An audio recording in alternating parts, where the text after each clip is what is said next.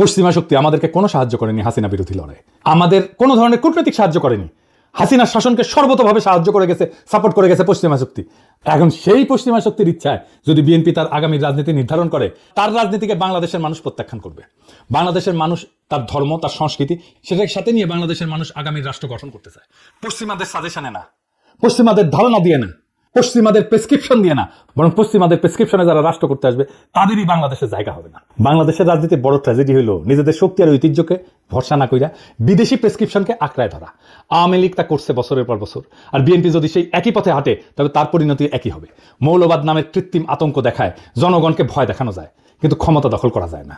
বাংলাদেশের মানুষ চায় না কোনো আমদানি করা প্রেসক্রিপশন, তারা চায় নিজেদের ধর্ম, সংস্কৃতি, ইতিহাস এবং আত্মপরিচয়ের ভেতর থেকে বেরিয়ে আসা একটা রাষ্ট্র। সেই রাষ্ট্র হবে ন্যায়ভিত্তিক, বিশ্বাস এবং মূল্যবোধ নির্ভর, যেখানে বিদেশি লেভেল না, বরং বাংলাদেশের মানুষের রক্ত মাংসের চাহিদা তার রাজনৈতিক চালিকা শক্তি হবে। তাই আজ যদি বিএনপি আওয়ামী লীগের সহজ পথ অনুসরণ না কইরা বরং নিজের কণ্ঠে, নিজের বয়ান, নিজের আত্মপরিচয়কে রাজনৈতিক ভিত্তি করে তোলে, তবে এই জাতি তার পক্ষেই আবার জায়গা উঠবে।